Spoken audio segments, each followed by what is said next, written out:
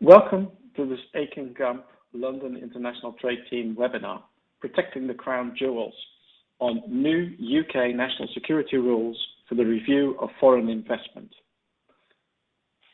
The speakers on this webinar are the members of the London Trade Team, which I'll introduce to you briefly. First, let's take a look at the agenda. We will briefly touch upon the background against which these proposals for new legislative action have originated. We will address the screening mechanism as it is currently proposed itself, and also spend some time on the trigger events that may trigger such a review and what the substantive risk assessment that the government will make actually entails.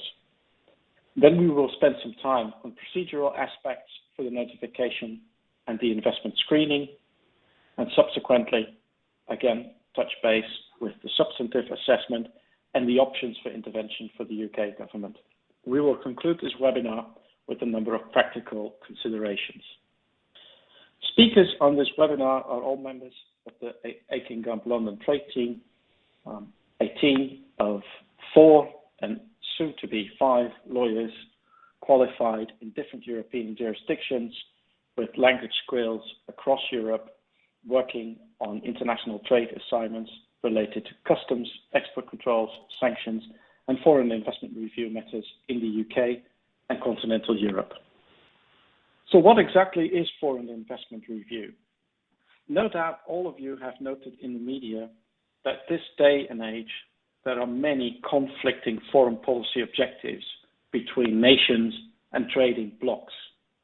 The US trade war with China, the enhanced sensitivity on the European Union's part for dumping imports from China, and likewise China's expensive policies in the rest of the world are often conflicting and oftentimes cause individual business transactions or businesses to be at loggerheads with these policy objectives. Foreign investment review is an increasingly popular mechanism in order to protect national security interests of respective nations, but by the same token is also a mechanism that lends itself for use in a protectionist perspective. With increasingly conflicting foreign policy objectives across the world, we've seen an emergence of foreign investment review mechanisms in many different countries. Examples include most European countries. We will touch base on the European Union member states and their mechanisms shortly. The most well-known foreign investment review mechanism is the long-standing CFIUS, Committee on Foreign Investment in the United States.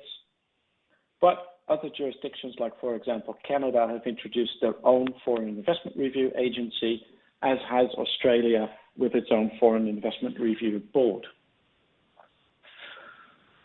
Moving back from the global stage to the UK.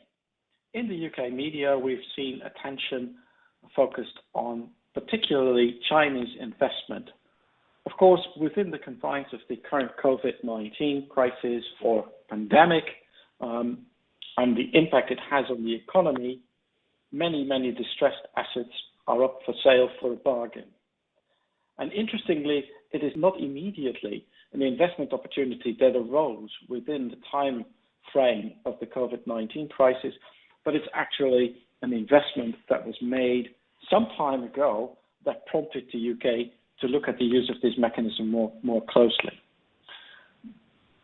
As you may have read in the English media, a Chinese investment fund, state-backed, which initially was perceived to be US-based, acquired an interest in imagination technologies roughly over a year ago. And recently, using their shareholder power, they tried to install a boardroom coup in that they were replacing the directors of Imagination with directors that they had appointed. This was, under the current foreign investment review mechanisms, an action that the UK government could not intervene in.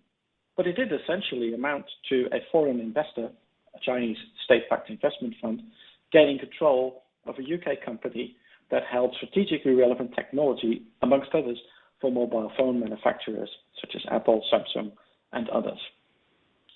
And this was prompted the Foreign Affairs Committee to enhance proposals for UK foreign investment review. So the current mechanism that exists in the UK under the Enterprise Act is subject to transactional thresholds, an aggregate turnover in excess of 70 million, or a market share in product or services that exceeds 25%. There have been very few transactions that have been subjected to this review, and there are post-offer undertakings possible that provide some limited protection against a retroactive review. However, the newly proposed review mechanism is not tied to any of these thresholds. Market share and/or turnover is irrelevant to the application of the mechanism. And we anticipate that this proposed review mechanism, as we will explain further during this webinar, will cause a significant increase in the number of transactions that are subject to government intervention in the UK. It also does extend the intervention powers, including blocking or unwinding transactions on the UK government. And all of that leads us to recommend, and we will discuss this in further detail further in this webinar, in conducting a risk assessment in the early stages of all anticipated transactions to bottom out whether your transaction may or may not be subject to this review mechanism, if only because of timing aspects. Looking at Europe, the UK is pretty late in the game in joining the Foreign Investment Review Party. As you can see on this slide, many other countries have implemented foreign investment review mechanisms in one shape, form, or procedure or another. In some countries, the foreign investment review is limited to investments in specific sectors, like, for example, in the Netherlands, where the investment review particularly focuses on the telecom and telecoms infrastructure sectors. But other countries, like, for example, Germany, under its Außenwirtschaftsverordnung, have much more wider investment review mechanisms that cut across various industry sectors. In Germany, we saw this recently enhanced, where it concerns investment in pharmaceutical or medical companies, particularly, of course, against the background of the COVID-19 crisis, and following the earlier European Commission recommendation for member states to be vigilant on foreign powers grabbing up bargains and distressed assets as a consequence of the COVID-19 pandemic. The European Commission has also introduced a framework regulation last year, which is about to enter into effect at the end of this year. However, these are national security reviews, and national security is not a policy area that is exclusive for the European institutions under the European Constitution. So that results in a European framework that is at least not legally binding. That said, of course, the question is whether or not any recommendations that the European Commission may have in respect of investments in a particular member state by foreign powers may or may not be considered to be political binding by these governments. But as said, not a mandatory framework. It's pretty much an ancillary framework besides the national investment review mechanisms. I'm going to hand it over now to Counsel in our International Trade team, Daniel Lund, who's going to address the proposals in more detail. Thanks, Jasper. So I'm just going to briefly give a little bit of context and legislative mischief as to where these proposals have originated from.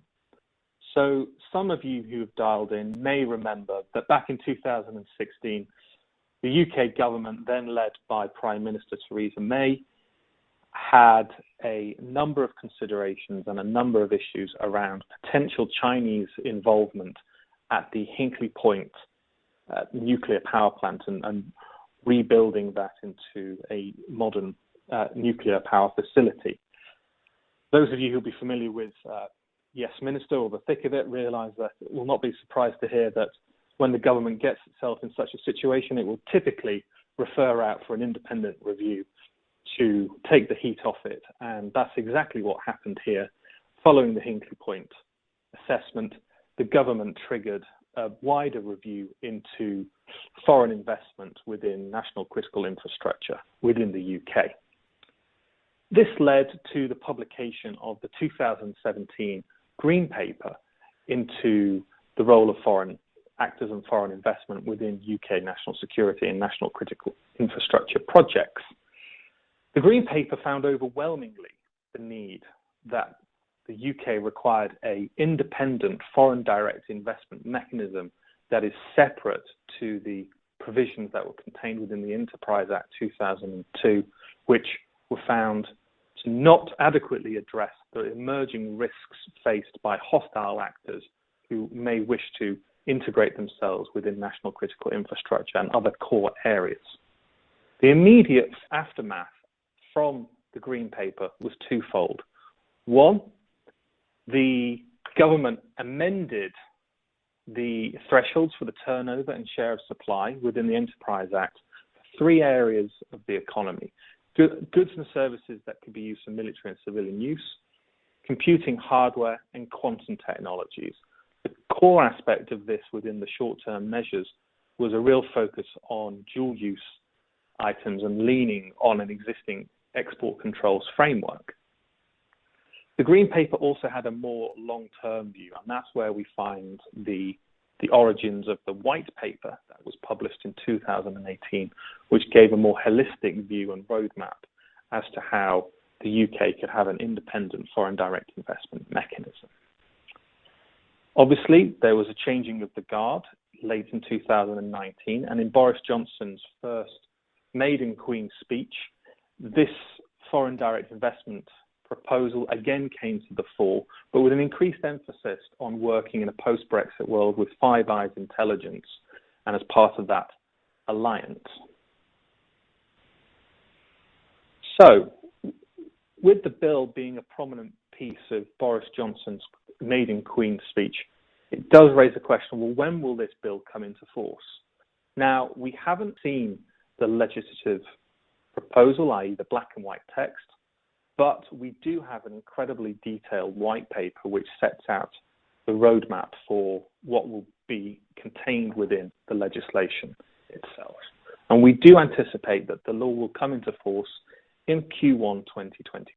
What might delay it or what might change it? Well, as Jasper mentioned earlier, the factor of the imagination attempted coup and the involvement of perceived Chinese hostile state actors launched the Foreign and Commonwealth Office Select Committee to launch an emergency inquiry into whether the current measures and the white paper should go even further. Now, that was previously set a deadline of 29th of May for evidence to be submitted for that review. That's been extended to 30th of June of this month. So the written evidence and the submissions of that could potentially impact whether the bill will be hitting Parliament a bit later than was first anticipated, which we assume could have been this month sometime. This next slide isn't to give you a Constitutional Law 101, but more an opportunity to show the various ways in which both members of Parliament in the House of Commons and those in the House of Lords that make up Parliament can seek to address what is going to be, we anticipate, a highly controversial piece of legislation. Some of you may have seen that the Henry Jackson Society issued a report last month in terms of the UK's reliance on China for certain critical infrastructure. And those sorts of issues and the MPs who are involved, who are across the House, both sides of the House of Commons, in its concern around Chinese involvement, shows that there could be a number of amendments and there could also be a number of tightenings in terms of how the final piece of legislation could come in, which could take it far beyond what is within the existing white paper. I have one final comment on this, is also there seems to be a slight softening indeed in Boris Johnson's position on China as well. If those of you remember that before Christmas, so there was the issue around Huawei and their role within the 5G infrastructure, but only this week we've now seen Boris Johnson, in light of the Hong Kong measures, starting to see a slightly more distant behaviour towards China. And we wonder whether that will feature within the government's final output on this bill. I'm now going to pass over to Cassie Paget, who will give you an overview of the screening mechanism. Great. Thank you, Dan. I will be speaking about the proposed screening mechanism that will be introduced by the bill, and in particular, the various stages of that review and their likely timescale. So you'll see on this slide the statutory tests proposed in the 2018 white paper that the government needs to satisfy in order to utilize its powers of intervention. And that test has two limbs, the first limb being that the government will have the power to intervene where they have reasonable grounds for suspecting that it is or may be the case that a trigger event has taken place or is in progress or contemplation. And then secondly, they also need to have a reasonable suspicion that due to the nature of the activities of the entity involved in the trigger event or the nature of the asset involved in the trigger event may lead to a risk to national security. And so if the government intervenes, what would that intervention look like? And it can take various forms, the most fatal being a block of the investment or even the unwinding of an investment up to 6 months after it occurs. We suspect, however, that it will be far more common for the government to impose conditions on their approval, and we'll speak later on this presentation about the various forms those conditions can take. And finally, during the review itself, the government is also able to impose interim restrictions during their review, and those can also take various forms. We imagine the most likely will take the form of a stay on completion until their review is complete. And on this slide, you can see the various stages of that review that are informed by the two-limbed statutory tests. At stage 1, there are 2 questions which form the review threshold. The first being, is the investment a trigger event, which Izzy will discuss in more detail. And the second question being, for non-UK targets, is there a UK nexus? And if that review threshold is met, a 3-pronged risk assessment should take place, which will be the bulk of the review. And that risk assessment will involve looking at the target risk, the trigger event risk, and the risk posed by the acquirer. Following this risk assessment, there will be a decision on whether to make a voluntary notification at stage 3, and at stage 4, the government will consider, based on that notification, whether a full assessment needs to be conducted on the basis of those 3 risk factors mentioned at stage 2. At stage 5, the government will decide whether to make a call-in notice to pull in the transaction for a full national security assessment.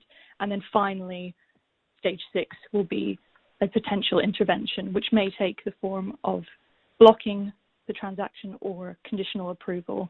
The government could also at this stage decide to clear the transaction. And on this slide, you can see the review stages mapped onto a time frame. The submission of a voluntary notification will start the clock. As you can see, there will be an initial period of 15 working days for the government to review its voluntary notification and decide whether to call it in for a full national security assessment.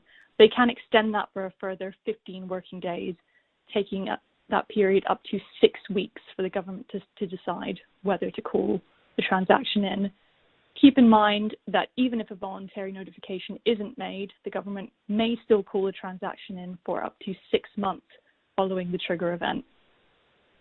And you'll see also that the national security assessment also has a defined time frame, being 30 working days, which can be extended for a further 45 working days, taking that period up to 15 weeks potentially.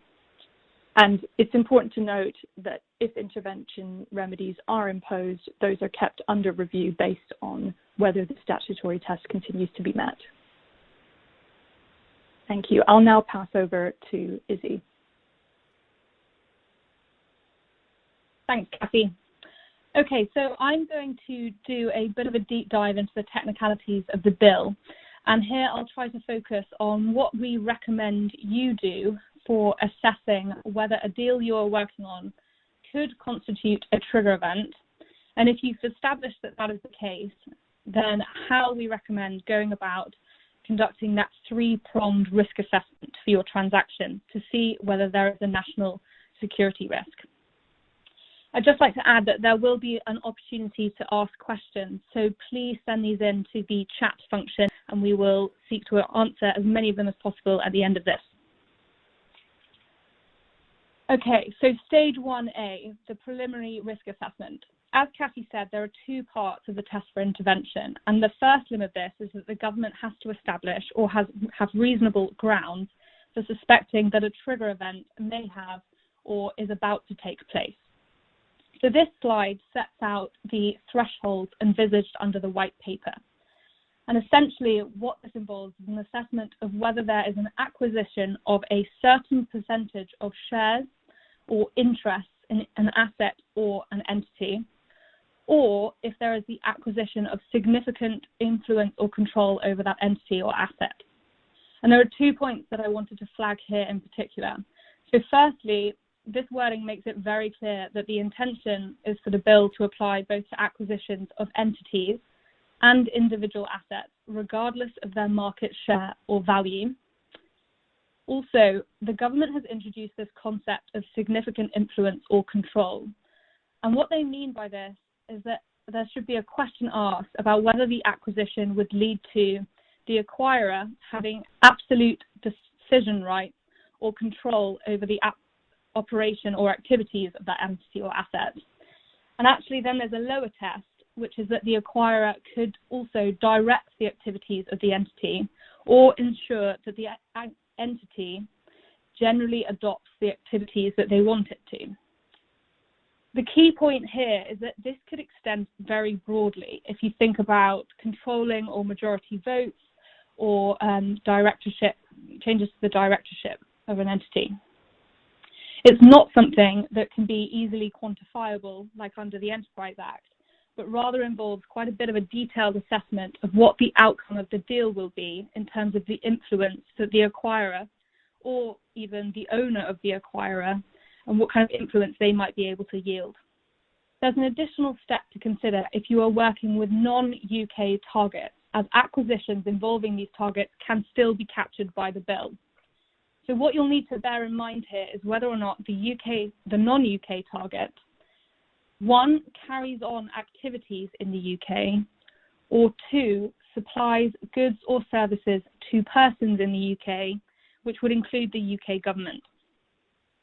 So that theoretically means that if there is, say, an acquisition of a Finnish company that supplies sensitive technology to the MOD, then the UK government would have a pretty strong interest in reviewing that transaction and possibly intervening, and it would be able to do so. It also makes it very difficult for deals or investments to be structured in a way so that these transactions would fall outside of UK jurisdiction.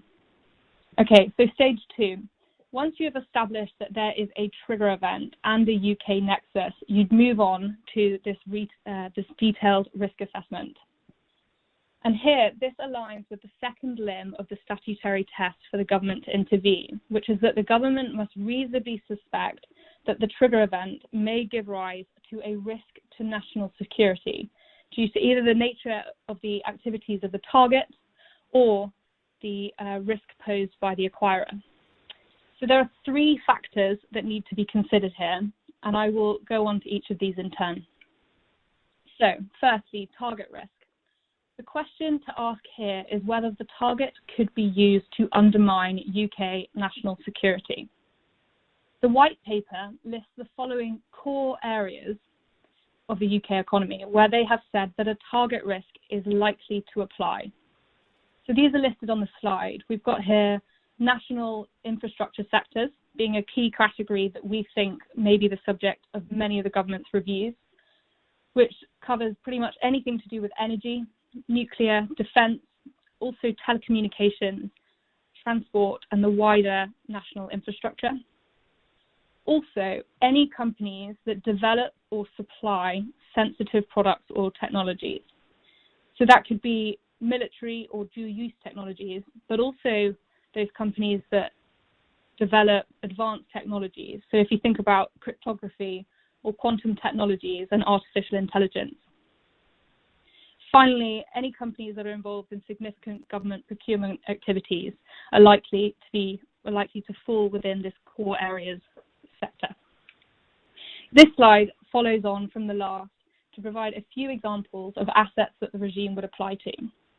So if you've got the energy sector, if you think about power stations or pipelines, anything in the North Sea oil fields, also any companies that are key to aerospace or defence, but also airports or ports or other companies that are central to UK logistics. I also think, in light of coronavirus, that we can expect the area of healthcare to be an area that is subject to heightened government scrutiny, particularly as the UK government will seek to reduce its dependency on foreign sources of medical equipment. What I'm hoping to demonstrate here is that this covers a broad range of companies and industry sectors, and these are only those that the government has firmly said are core sectors of the UK economy that give rise to national security risks. In addition to those core areas of the economy, the government has included a wide catch-all by saying that there can still be national security concerns, so still a target risk, when the target is involved in other key areas of the economy. Here, the government has cited critical suppliers to the national government, as well as any other part of the wider UK national infrastructure. So here we have finance, health, water, food supplies. What this means in practice is that any areas of the economy that aren't captured as core areas probably fall under other key areas, which means that nearly all industries have the potential for posing a target risk. This slide sets out a couple of examples of targets for which an acquisition could undermine national security under the bill. I won't go into this in detail, but it's worth bearing in mind when conducting a risk assessment that this target risk could be interpreted very broadly, and it really needs quite a detailed assessment. So in your due diligence processes, you should be looking out for sectors that are highly regulated, or companies that are involved in supply chains for sensitive items or technologies, companies that may use export licenses, any companies that are involved in government procurement contracts or energy networks or other critical infrastructure, companies that have sensitive intellectual property or otherwise have access to or control over large databases regarding population data. So now we have established that there may be a target risk. The second stage in the risk assessment is to ask whether there is a trigger event risk. And this part of the review focuses on whether or not the acquisition could give someone the means to use the target to undermine national security. This is widely drafted in the white paper, and there is very little detail on how the government intends to go about assessing this. What you should be thinking about is whether any assets that are acquired could be used for potentially nefarious uses or means if they end up in the wrong hands, whether that could be espionage, the ability to access or influence national data, or corrupt systems or conduct cyber attacks. Probably the widest catch-all is this category of inappropriate leverage that the government refers to, which is the ability that the acquirer or the owner of the acquirer could possibly exploit an investment in a way that would undermine national security. Going back to the Imagination Technologies case, that could mean, for example, choosing to withdraw a company from the UK market entirely or pulling out of certain supply contracts. What we can be certain of is that in coming to this assessment, the UK government will draw on the specialist expertise of departments that are relative to the target.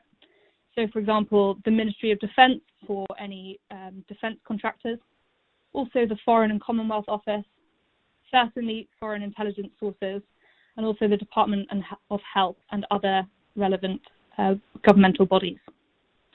With that, I will hand over to Jasper, who is going to go into some detail about the acquirer risk. Thank you, Isabel. So the key of this mechanism is foreign investment screening. Obviously, that means that investors from outside the UK who are acquiring control or an interest in a UK asset or company, whether that would pose a national security risk. And obviously that ties into an analysis of who this foreign acquirer is, who actually controls the acquiring entity, including indirect control. What is the entity's track record in other ventures that it may have been involved in across the world? And whether are individuals or groups of individuals controlling the investing entity, what is their background? Do they have any criminal records or criminal affiliations? Are they or are they not affiliated with a foreign government? Which is that foreign government?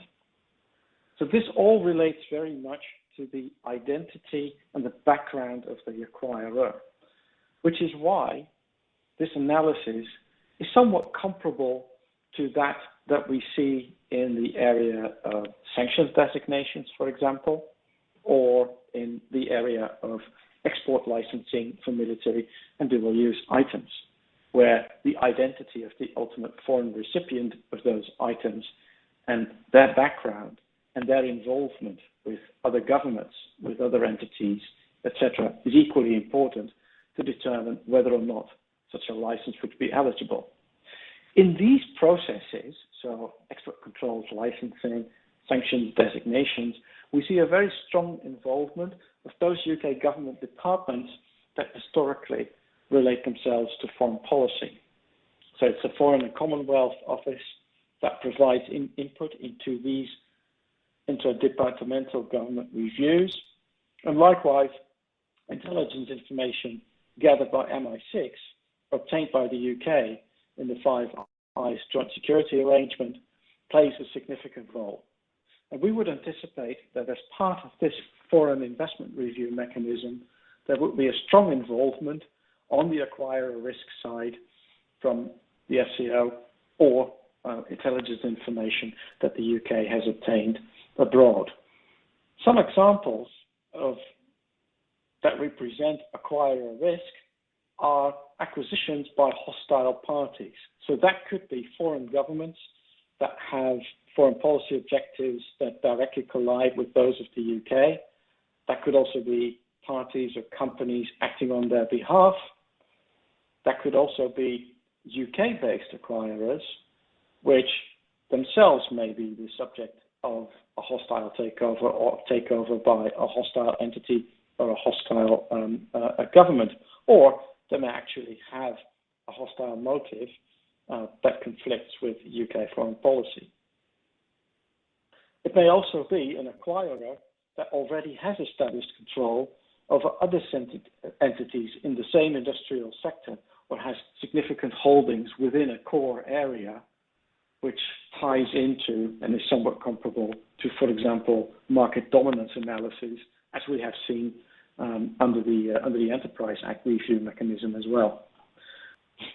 Looking at a traffic light sliding scale of potential acquirers' risk, I think it's clear from the background of these proposals and also the discussions and the additions to the white paper by the Foreign Affairs Committee that hostile states represent the most significant acquirer risk.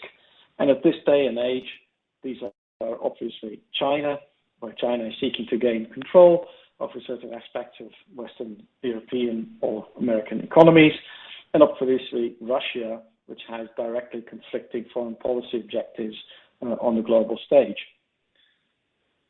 These are closely followed, but to a lesser extent, by hostile actors. So these could be private individuals, private investors who are acting on behalf or are affiliated with hostile states. Foreign nationality in itself could be a reason to trigger the review, but we would think that it would be fairly neutral as to whether or not that represents a risk where the foreign nationality is not one of states that are clearly identified as hostile. A lesser degree of risk could be represented by cumulative ownership. So a particular party that already has significant holdings in a core area where essentially market dominance in itself by a particular party could represent a national security risk, in that the UK would become pretty much dependent on one singular party with regard to the industry or a particular core area. And finally, the lowest degree of risk would seem to be represented by UK-based or British acquirers. With that, we're going to move on to the notification and screening process, and I'm going to hand over to Dan. Thanks, Jasper. So just to underline what Izzy and Jasper were talking about there, those initial assessments in terms of the three prongs, that is very much on the onus of the investor or the inquirer in terms of understanding whether they trigger or will trigger the new foreign direct investment mechanism. And if they do, then the government will expect, or encourage rather, a voluntary notification.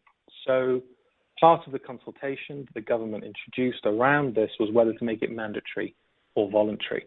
And the white paper indicates that this will be a voluntary mechanism. Now, because it's voluntary, there will be a mechanism in place so that the government will be able to call in a transaction that was not notified for review within currently 6 months, but in light of the imagination, that could be extended to 12 months. So there will be a period, even if a voluntary notification has not been submitted, where the government could still assert jurisdiction over a transaction or investment that meets the relative thresholds. Now, the government has stated that it expects around 200 notifications each year, with around half of those progressing to a full national security assessment.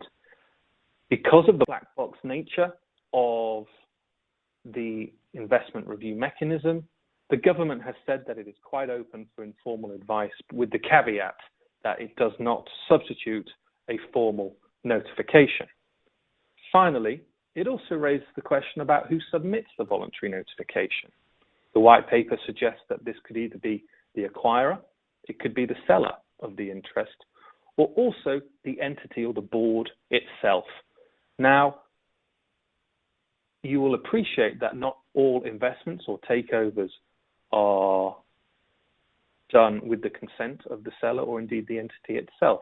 And we could look at examples around the investment in Cobham and how the actual Cobham family itself were very vocal about the investment and the direction. Now, that wasn't necessarily around national security, but you could imagine that similar issues could happen with respect to perceived hostile investment or activity. And indeed, the imagination coup was in a large part triggered by a very vocal Sir Hossein Yassi, the ex-CEO of Imagination, who raised the flag around potential hostile Chinese activity.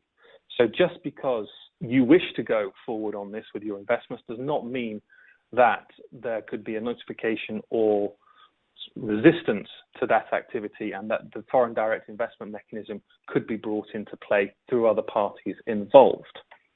In terms of the actual notification itself, for it to be valid, it has to contain certain nuts and bolts information, which will be supplemented by government-issued guidance. We set out on the slide here some of the main aspects of the deal or the investment that the government would want to know about. It's likely to be an online application, and the government has stated that wherever possible, it wishes for it to be a transparent and objective process. However, that comes with a big caveat in that whoever is involved in this process from the investment side will always have this in the back of their mind, that the government will not always want to share, nor be in the mood for sharing, what their concerns are, their risks, or what their risk factors are. So we can probably anticipate transparency from the government, but to a defined limit. Once a voluntary notification has been submitted, then the government will have the opportunity within 15 working days whether to elect to conduct a full assessment.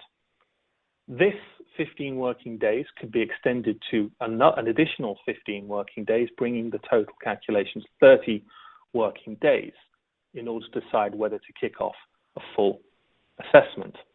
Any decision will be communicated to principally the acquirer and also the party that submitted the notification to the extent they are different.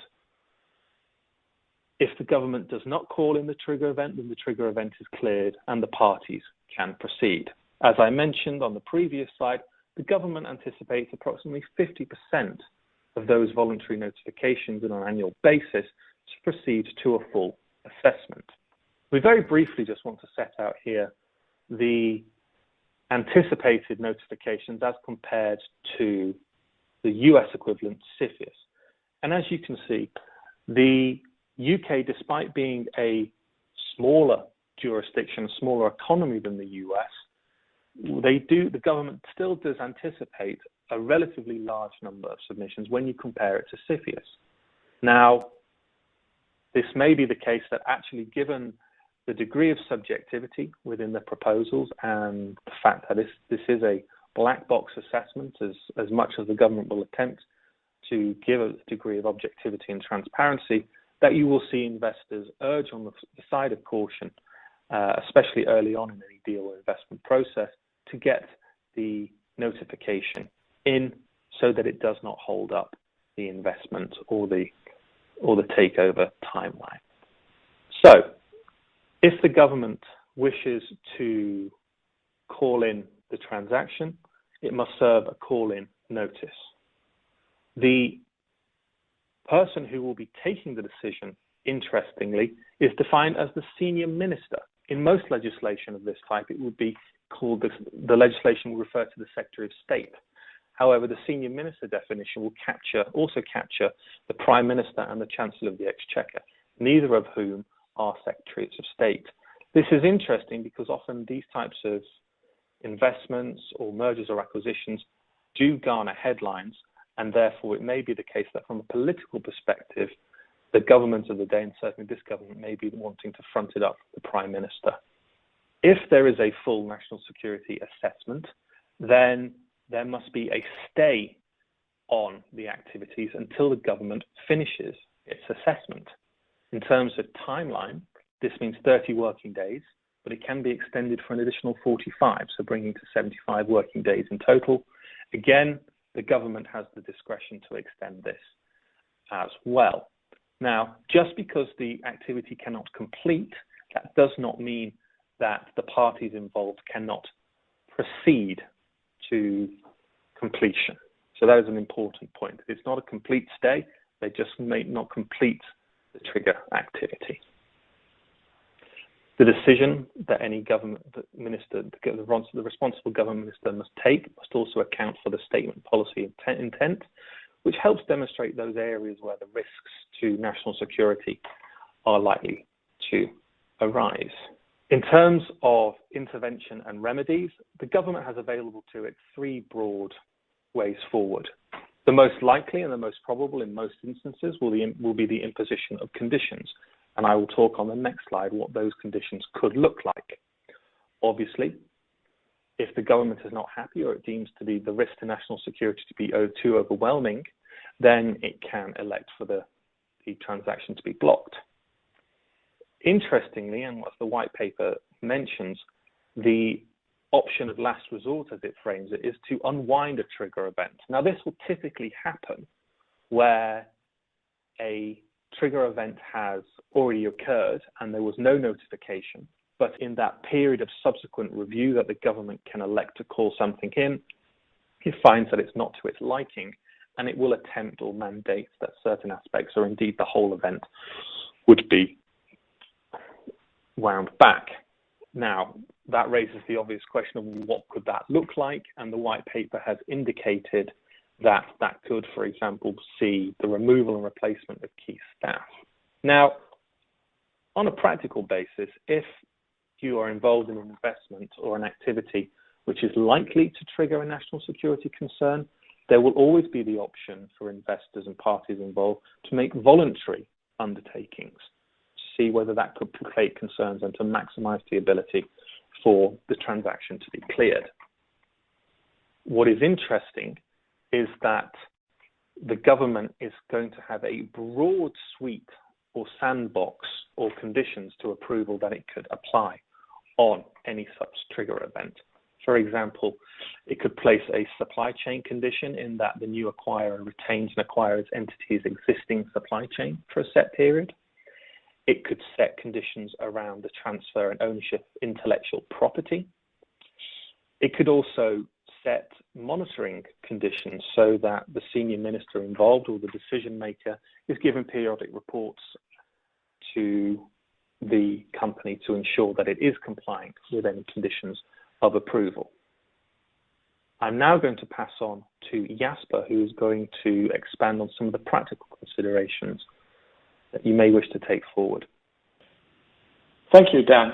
So in wrapping up this webinar, a number of practical factors to consider. First of all, the question is whether your transaction would actually meet the threshold for the review. Is there a national security angle?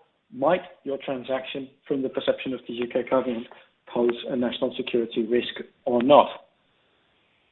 And bear in mind that the review, either through a call-in or subsequent to a voluntary notification, might involve involvement of the intelligence community, as we mentioned, the Foreign Commonwealth Office, and essentially is a black box review.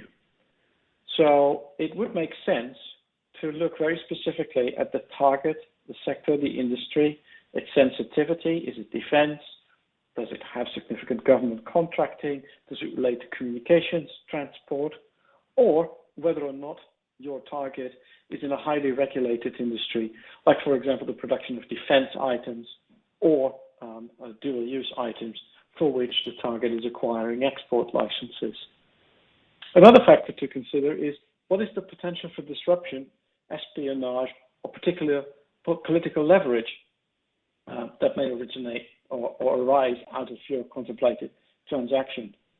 Now, for example, the NHS tracing app, as it has been developed to curb the coronavirus, it would be quite obvious that where a foreign acquirer would acquire, for example, a company that employs the tracers involved in the operation of the app, would have a significant potential to disrupt the application of the app and thereby disrupt the measures that the UK government is taking to curb COVID-19. Is the acquirer foreign? Is it somehow affiliated with a foreign government that has foreign policy objectives that are opposed to those of the UK government? Is it perhaps perceived as a hostile country? Is there a potential for hostile motives, which coincide slightly with the potential for disruption or espionage? All of these factors tie into making a determination whether or not it would make sense to submit a voluntary notification. Because obviously, what you want to avoid is having your transaction being called in after you decided that it was not necessary or there was no need to submit a voluntary notification. And on that point, the opportunity, the possibility for the UK government to call in transactions within 6 months after the trigger event for a retroactive review creates a lot of uncertainty.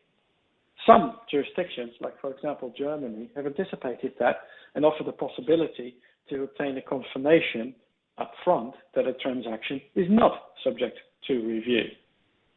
Here, that seems to be anticipated or meant to exist by the voluntary notification mechanism, where if in the initial 15 days the UK government confirms no review is necessary, the transaction could still proceed. That being said, in anticipation and in preparation of your transaction, factoring in the national security element now clearly has become a factor to consider upfront. And with that, we've come to the end of our webinar, and we will now move to answer select questions that you have posted in the chat.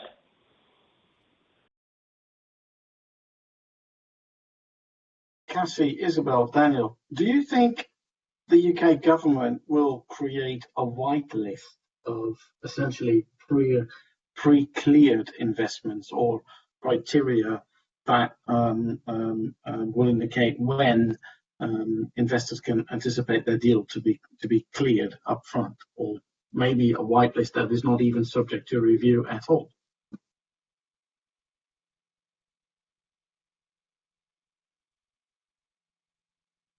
So Jasper, it's Izzy here. I think post-Brexit, the UK will definitely have a lot more flexibility to introduce targeted measures, such as a US-style entity list or a whitelist for exempt foreign governments.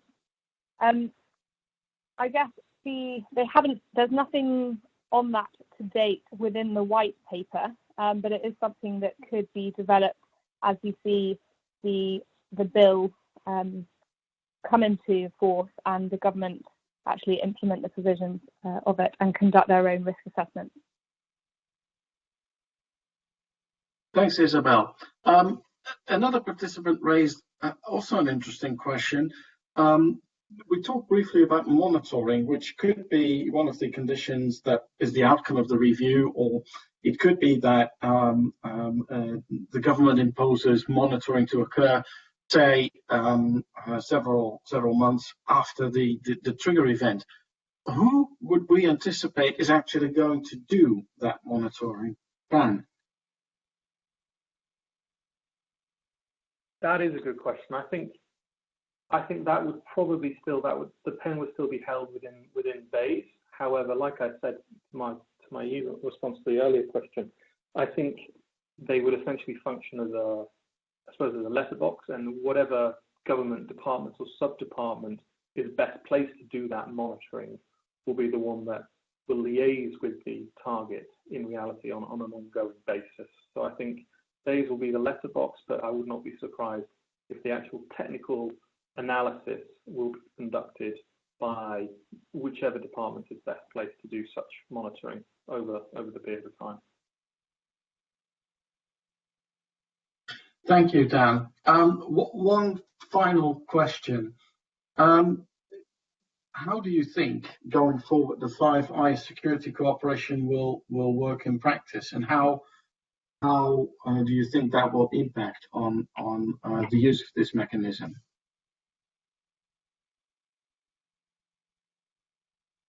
So yes, I'm happy to take that one. So the Five Eyes, just for everyone's background, in case they're not aware, that's the intelligence alliance that comprises Australia, Canada, New Zealand, the UK, and the US. And that's a set up on the basis of a treaty for joint cooperation in signals intelligence.